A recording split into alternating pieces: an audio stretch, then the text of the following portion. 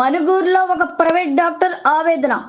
గత కొన్ని రోజులుగా నన్ను టార్గెట్ చేస్తున్నారంటూ, డబ్బు కోసం నన్ను కొందరు బ్లాక్‌మెయిల్ చేస్తున్నారంటూ, నాకు ఏదైనా జరిగితే ఎవరైతే బ్లాక్‌మెయిల్ చేస్తున్నారో వారి పేర్లు, నంబర్లు నా కుటుంబ సభ్యులతో సహా ఆత్మహత్య చేసుకుంటానంటూ ఒక డాక్టర్ ఆవేదన.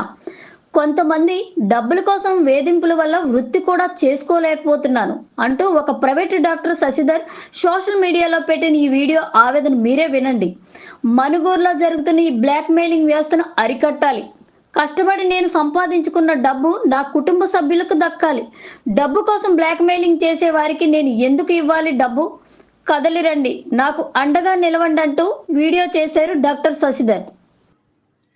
అందరికీ నమస్కారం అండి. మరుగు ప్రజలకి నేను డాక్టర్ శశిధర్. ఒక చిన్న బాధతో ఈ వీడియో చేయాల్సి వస్తుంది. గత 3-4 నెలలుగా నన్ను కొన్ని శక్తులు, అంటే కొంతమంది మనుషులు వాళ్ళ టార్గెట్స్ కోసం డబ్బులు ఇవ్వకపోతే ఈ ప్రాక్టీస్ ఎలా చేస్తాం, ఎలా ఇక్కడ ఉండగలుగుతారు, మీరు కాకపోతే ఇంకోళ్ళు వస్తారు అనే విధంగా కొన్ని బెదిరింపులు వస్తున్నాయి. అది కొంచెం బాధగా ఉంది యాక్చువల్గా. ఎందుకంటే ఒక చిన్న విషయం చెప్పాలి మీకు.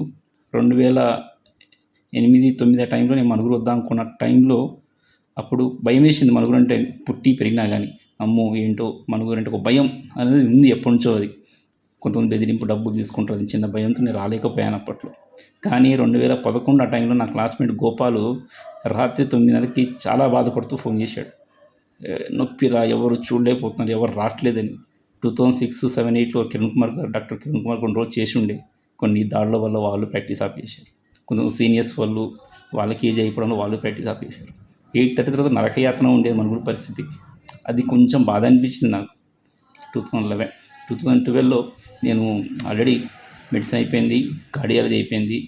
సరిగా ఫారెన్కి వెళ్ళిపోదాం ఒక టైంలో మా medical shop scene lab review వచ్చేసి, సార్ ఒక 15 రోజులు చూడండి సార్, మన ఊరికి వచ్చేసి కొంచెం ఎవరు చూసేవాళ్ళు కరెక్ట్ లేరు, రండి సార్, ఒక 15 రోజులు మీరు నచ్చితే ఉండండి, లేకపోతే మీ ఇష్టం వెళ్ళిపోదు సార్ అన్నారు. సరే 15 రోజులే కదా, నా ఊరే కదా అని వచ్చి ప్రాక్టీస్ చేశాను. కానీ ఆ 15 రోజుల్లో మమకారం అనేది చిన్నప్పటి నుంచి నన్ను ఎత్తుకున్న వాళ్ళు కావచ్చు, నైబర్స్ కావచ్చు, ఫ్రెండ్స్ కావచ్చు, టీచర్స్ కావచ్చు, చాలామంది మంచి మంచి మనుషులు, మన ఎస్కేటి గారు కావచ్చు, రాధాకృష్ణ గారు కావచ్చు, హరిబాబు గారు కావచ్చు, మన ఎమ్మెల్యేస్ కావచ్చు, రమేష్ గారు కావచ్చు, అందరూ ఆప్యాయత చూసి చాలా ఎందుకు డబ్బు కంటే ఈ పేరు గొప్ప అనేది కొంచెం అనిపించింది నాకు. అందుకే కొన్ని రోజులు ఉందాంలే అని ఉన్నాను. యాక్చువల్గా మా నాన్నగారు ఆయన 10,000 వస్తే 9,000 నాకు పంపించి 1,000 రూపాయలు బతికిన మనిషి ఆయన. నేను పొద్దున 5 గంటలు లేచి పరోటాలు అమ్మేసి వచ్చాను. దాంతో కొంచెం చిన్న ఇంకో పరోటా తినేసి మళ్ళీ సాయంత్రం కాలేజ్ అయిపోయిన సాయంత్రం వచ్చేసి 50-100 చపాతీలు చేసి, ఆ చపాతీలు చేస్తూ కూడా ట్యూషన్ చెప్పేవాడిని జూనియర్స్కి. రాత్రి 12 గంటలు పడుకొని 5 గంటల నిద్ర మాత్రం పడుకున్నాను. అలా 9 సంవత్సరాలు గడిపాను ఫారంలో. అంత నాకు ఆ డబ్బు వాల్యూ తెలుసు. పైసా కూడబెట్టుకొని ఎలా బతకాలో నాకు తెలుసు. కానీ ఇక్కడ కొన్ని శక్తులు డబ్బు ఓన్లీ 1, 2, 3 అట్లా కూడా. కానీ రోజుకి ఈరోజు అది 7 సంఖ్య వెళ్ళిపోయింది. అది శక్తి, డబ్బులు ఎందుకు ఇవ్వాలి? అంత కష్టపడితే డబ్బులు వస్తే తెలుసా అండి అసలు? అది పైసా పొద్దున 7 గంటలు లేసి రాత్రి 12 గంటల వరకు అది పైసా 50 రూపాయలు, 100 రూపాయలు పైసా కూడబెట్టుకొని నేను జాగ్రత్తగా కాపాడుకునేది నా పిల్లల కోసమే. మా నాన్న కష్టపడి నన్ను చదివించాడు. నేను నా పిల్లలు చేయాలి. నేను ఆల్రెడీ 20% సర్వీస్ చేస్తున్నాను. ఆల్రెడీ నాకు వచ్చిన ఆదాయంలో అది కొంచెం 7th క్లాస్ నుంచి మొదలుపెట్టాం. మా నాన్నగారు చెప్పింది అది. ఇప్పుడు కొత్తగా సర్వీస్ కాదు అది. పుట్టబద్ది సాయి పట్ల సమితిలో మేము చేసేవాళ్ళం. వచ్చిన వాళ్ళకి మాకు కొంచెం బియ్యం ఇచ్చి చేసి ఎంత చూస్తే అంతగా. ఈ రోజుకి వాళ్ళు ఒక్కొక్క ఊరు నుంచి కొంతమంది తెలిసిన వాళ్ళు, పాత వాళ్ళు ఇప్పటికీ వస్తుంటారు. వాళ్ళకి ఈ రోజుకి నేను సాయం చేస్తాను. ఈరోజు ఒక అవసరం పెడితే 25-30% కూడా వెళ్తుంది. అంతకంటే ఎక్కువ అనేది దానం చేయడం అనేది అది తప్పండి. అది రేపు పిల్లలు అడుగుతారు, ఇంత సంపాదించి ఇంత కష్టపడి ఎందుకు నా అంతగా దానం చేసిన అడిగే పరిస్థితి నాకు వద్దండి. చాలు 25-30% సర్వీస్ అయినా, అంతకంటే ఎక్కువ చేయకూడదండి. వద్దండి. దయచేసి ఆ శక్తులు ఇప్పటికైనా కానీ ఆగిపోతానని అనుకుంటున్నాను. ఇంకా శక్తి పెరగద్దు. అది ఎవరైనా కావచ్చు. అది ఈ వీడియో చూస్తే సగం వాళ్ళకి అర్థమైపోతుంది. అది రేపు నాకు కానీ నా ఫ్యామిలీకి కానీ ఏమైనా అయితే వాళ్ళ పేర్లు కూడా నెంబర్లు కూడా రాసి లాకర్లో పెట్టాను. ఈ ఊరు పెద్ద మనుషులు కొంచెం ఆ చీడపురుగులు మాత్రం దయచేసి వెళ్ళి కొట్టండి అంతే. నెక్స్ట్ యూత్ చాలామంది రెడీగా ఉన్నారు. నా దగ్గర నుంచి ఆల్రెడీ ఒక 20 మెంబర్స్ గ్రాడ్యుయేట్స్ నా దగ్గర చాలామంది చెప్పుకుంటున్నాయి. మొత్తం కూర్చోబెట్టి జాగ్రత్తగా వాళ్ళకి అన్ని చాలామంది వాళ్ళు ప్రాక్టీస్ చేయడానికి రెడీగా ఉన్నారు మన ఊరిలో. నెక్స్ట్ అది 2025 కావచ్చు, 26 కావచ్చు. వాళ్ళకి ఈ భయం వద్దండి. అమ్మో వస్తే ఎవరికో వచ్చి బెదిరింపులు ఇస్తారు, డబ్బులు తీసుకునే పరిస్థితి వద్దండి. దయచేసి ఫుల్ స్టాప్ పెట్టండి. శక్తులు నాది మా మిస్సెస్ కానీ పిల్లల్ని కానీ సండే కూడా తీసుకెళ్ళి ప్రాక్టీస్ చేశాను. సాయంత్రం కూడా కష్టపడ్డాను. తీసుకోవచ్చు లీవ్, కానీ అమ్మో నా ఊరు, నా ప్రజలు, ఆ ఆప్యాయత, పుట్టి పెరిగి ఇక్కడ ఉన్న వాళ్ళు, ఆ మమకారం వేరే ఉంటుందండి. దయచేసి వచ్చే న్యూ డాక్టర్స్ మాత్రం ఆ బాధ కలిగించకండి. ఫుల్ స్టాప్ పెట్టేయండి.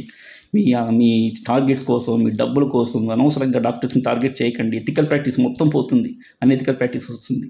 దయచేసి మీరు కొంచెం ఆ 8 శక్తులు ఈ వీడియో చూసే వాళ్ళకి దయచేసి వాళ్ళకి తెలుస్తుంది, ఎవరనేది వాళ్ళకి తెలుస్తుంది. అది వద్దు. దయచేసి మీరు అవి ఆ డబ్బులు కాదు. నా దగ్గర కొంతమంది జనాలు ఎక్కువ కనిపిస్తారు, కానీ అందులో 10-15 మంది ఓన్లీ పూర్ పేషెంట్స్. వాళ్ళకి ఈ రోజుకి నేను వాళ్ళకి నాకు తోచింది, అది డబ్బే కావచ్చు, ఒకసారి వస్తువే కావచ్చు, బట్టలే కావచ్చు, ఏదైనా విషయం కానీ నాకు తోచింది నాకు ఇస్తారు. మా నాన్న ఫ్రెండ్స్ కావచ్చు, ముసలోళ్ళు వాళ్ళకి పెన్షన్ రాలేక వాళ్ళ బాధలు చాలా పడుతున్నారు అన్నారు ఒక ఎదవ. నేను వెళ్ళిపోండి, ఇంకొకరు వస్తారు. ఎట్లండి అది ఇక్కడ నుంచి పుట్టి పిన్న వాళ్ళు ఎవరు ఉన్నారు చెప్పండి, వస్తున్నారు. వాళ్ళు కొంచెం మీరు ఇట్లా అంటే ఇంకొక డాక్టర్ వెళ్ళిపోతారు, ఇంకొక డాక్టర్ వస్తారు కరెక్టే, కానీ అట్లా అనడం తప్పు కాదండి. అది ఇంకోసారి ఎవరిని కూడా డాక్టర్ని వెళ్ళిపోండి, ఉండండి, డబ్బులు ఇస్తూనే ఉండండి మాత్రం అనకండి దయచేసి. అది తప్పండి. అది ఒక పైసా ఎంత కష్టపడడం అనేది అది కష్టపడేవాడికి తెలుస్తుందండి. మీకు అది కొంచెం మీరు చేసే వ్యవస్థ కొంచెం మీకు ఇబ్బంది అనిపిస్తే ఇంకో వ్యవస్థకి వెళ్ళండి. కష్టపడితే సంపాదన ఫుల్ సంపాదించండి. అర్థమైంది. కష్టపడడం నేర్చుకోండి, పిల్లలకు కూడా నేర్పియండి. రేపు మీ పిల్లలే డాక్టర్ రావచ్చండి. ఇలా ఇంకొకరు మంచిగా మనగోలు మంచి ప్లేస్ ఇది మంచిగా ఉండాలంటే మీరు దయచేసి ఈ ఒత్తిళ్ళు డాక్టర్స్ మీద రకరకాలుగా చేయకండి దయచేసి. ఇప్పటికే ప్రైవేట్ ప్రాక్టీస్ అంటే కత్తి మీద సాములా ఉంది. కొత్త రూల్స్, కొత్త నిబంధనలు, కొత్త రకరకాలుగా వేదనలు గురి చేస్తున్నారు కొంతమంది డబ్బుల కోసం కొంతమంది. కానీ అవి చెప్పే బాధలు కావు అవి. ఒక ప్రైవేట్ ప్రాక్టీస్ అడిగి చూడండి, ఆ బాధ ఎలా ఉండదో వాళ్ళు చెప్తారు. ఒకసారి ఇప్పుడు ఎట్లా ఒక హాస్పిటల్ నడపాలంటే ఎంత కష్టం అయినా కానీ కష్టపడుతూ మేము లాగిస్తున్నాము. నాకు డబ్బు ఆఫ్టర్ ఆల్ అండి. నేను మెడిసిన్ చేశాను, పీజీసీసీ కార్డియాలజీ అక్కడ రష్యాలో చేసేసి మళ్ళీ నెదర్లాండ్కి వెళ్ళాను. మెడిసిన్లో చదువుతున్నప్పుడు గోల్డ్ మెడల్ కొట్టినాను నేను. మళ్ళీ ఎలక్ట్రీషియన్కి టాప్ మోస్ట్ వరల్డ్లోనే ఎడిన్బర్గ్లో నేను ఎలక్ట్రీస్ చేశాను కార్డియాలజీ నేను. దెన్ ఇంకా పీజీ కూడా గెంట్ హాస్పిటల్ కూడా తీసేసి ఇచ్చాను పీజీ కార్డియాలజీ చేసుకుంటూ. ఈ రోజు కావాలంటే వెళ్ళేసి 4 లక్షలు నెలకి సంపాదించగలను.